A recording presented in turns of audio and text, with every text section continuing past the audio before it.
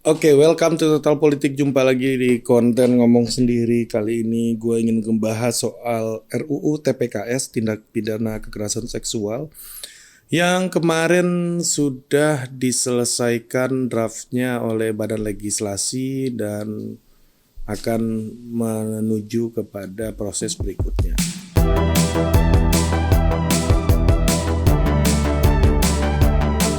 Oke, undang-undang ini dibahas oleh 9 fraksi di Panja TPKS ini, panitia kerjanya.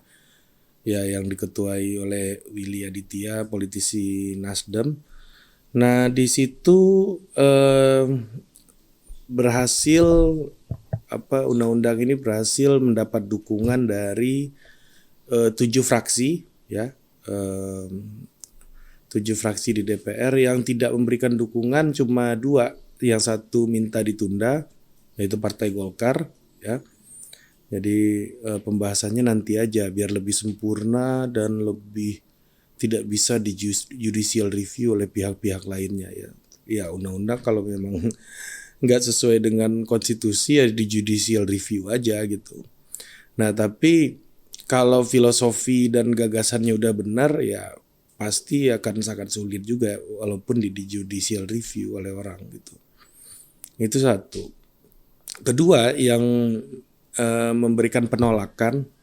Jadi ada 7 yang mendukung, ada 2 yang tidak mendukung gitu ya. Tidak mendukung untuk tahun ini segera diproses undang-undang ini ya. Pertama Golkar tadi meminta untuk ditunda. Yang kedua adalah Partai Keadilan Sejahtera PKS, yang dari awal secara konsisten menolak undang-undang RUU ini untuk dilanjutkan atau untuk dibahas.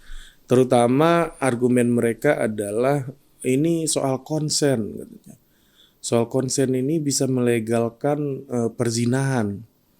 Ya, di sini juga masalahnya kan. Memang itu gue pernah bahas di konten sebelumnya. Soal konsen ini, kira-kira beginilah kalau gua sih melihatnya konsen itu ya bukan berarti semua yang tidak ada di undang-undang dibenarkan secara moral gitu. Ya, gua pernah contohkan menghormati orang tua itu nggak diatur dalam undang-undang, menghormati senior itu nggak diatur dalam hukum legal sebuah negara gitu. Tetapi praktek itu tetap kita lakukan meskipun di dalam konstitusi menyatakan bahwa setiap warga negara punya posisi yang setara di mata hukum gitu, di dalam praktek kehidupan bernegara. Tetapi dalam praktek-praktek keseharian karena kultur dan moral kita mengharuskan kita menghormati orang tua, ya kesetaraan itu jadi tidak ada juga gitu. Namun itu bisa terjadi ya karena kita memang menghormati orang tua walaupun tidak diatur dalam hukum gitu. Nah, PKS sebagai partai Islam gitu ya, yang berhaluan dan mendapat dukungan segmentasi dari pemilih Muslim gitu, ya tetap bisa dan tetap diperbolehkan secara moral gitu untuk menolak adanya tindakan perzinaan, karena sebagai seorang muslim tindakan perzinaan itu tidak boleh gitu. Ya, walaupun itu tidak diatur oleh undang-undang dari sebuah negara gitu, walaupun itu tidak diundang-undangkan gitu. Nah, disitulah gue melihatnya bahwa argumen konsen ini melegalkan perzinaan itu menurut gue ya sangat tidak masuk akal gitu ya. Ya, ini argumen konsen ini memang persetujuan itu bukan berarti itu benar secara legal gitu. Jadi nggak semua hal lu harus bawa ke hukum gitu. Jadi kalau lu dapat anak lu berzina, ketahuan berzina, ya lu omelin. Bukan lu laporin ke polisi untuk ditindak secara hukum gitu.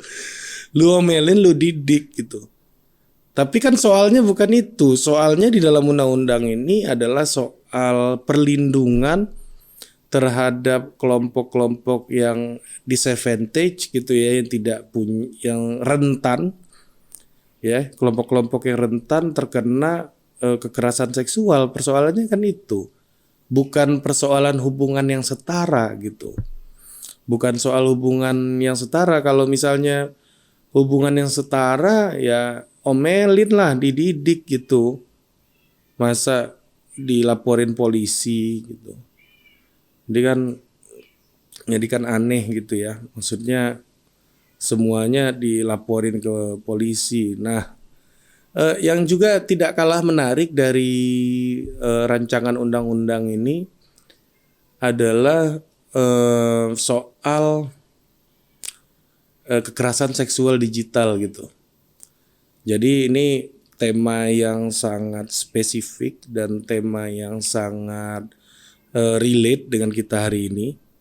Karena kehidupan kita majority ya kehidupan kita dalam sehari itu sangat banyak dihabiskan di dalam ruang-ruang virtual gitu. Ditambah lagi Mark Zuckerberg mau bikin metaverse ya, yang mana itu ruang digital. Nah, makanya gue melihat bahwa dengan ruang-ruang digital yang semakin luas, teknologi informasi yang semakin luas, tindak pelecehan di sana menjadi semakin berpotensi terjadi. Karena apa? Karena di dalam dunia sosial media, di dalam dunia digital, relasi itu kan nggak sepenuhnya setara. Orang ditentukan pertama oleh uang yang dia miliki, dia bisa beli iklan, bisa macam-macam gitu ya, punya resource. Yang kedua, informasi.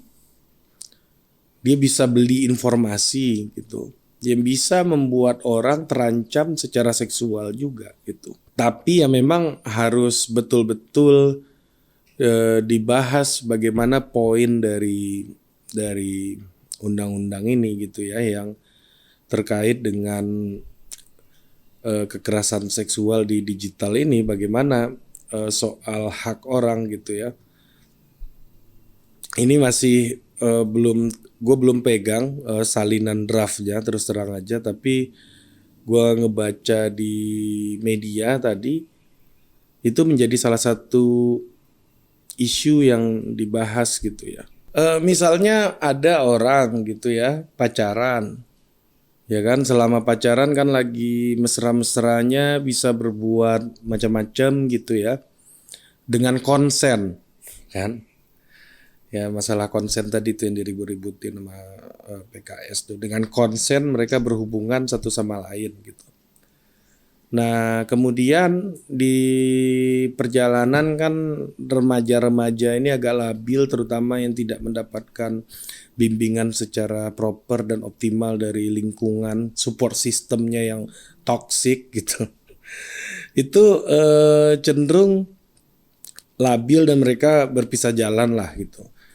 Nah, tetapi rekaman-rekaman videonya mereka lagi menikmati masa-masa nganunya itu dipegang oleh satu pihak gitu untuk mengancam pihak lainnya. Apabila lu tidak memberikan gua apa gitu, ini akan gua sebarkan gitu, untuk memaksa yang lainnya. Nah ini TPKS masuknya di sini karena ada relasi yang tidak sama gitu, relasi yang tidak setara satu sama lain gitu.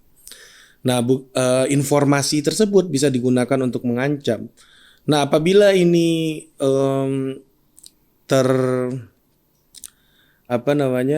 walaupun belum disebarkan itu video, tapi Anda sudah terbukti mengancam dengan menggunakan video itu sebagai bahan gitu ya, sebagai senjata, dan itu terbukti Anda melakukan pengancaman, itu bisa kena penjara sampai 6 tahun gitu. Nah ini dibahas nih di undang-undang TPKS ini. Tapi kalau gue sih 6 tahun kekecilan lah. Tuh yang kayak gitu bikin 8 tahun aja lah di sumur lintah gitu.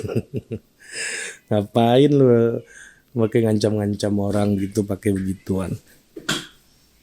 Mungkin itu aja sih dari gue hari ini, dan gue berharap TPKS di sidang tahunan ini bisa dibahas dan tidak ada hambatan berarti juga dengan perdebatan dengan pihak pemerintah yang sudah menyusun daftar inventarisir masalahnya juga, dan kemudian undang-undang ini bisa disahkan dan ini bisa menjadi sebuah era baru dalam tindak kekerasan seksual di Indonesia, yang mana pemerintah negara dalam hal ini hadir melindungi setiap warga negaranya dan hadir untuk melindungi hak-hak dan kehormatan dari warga negaranya.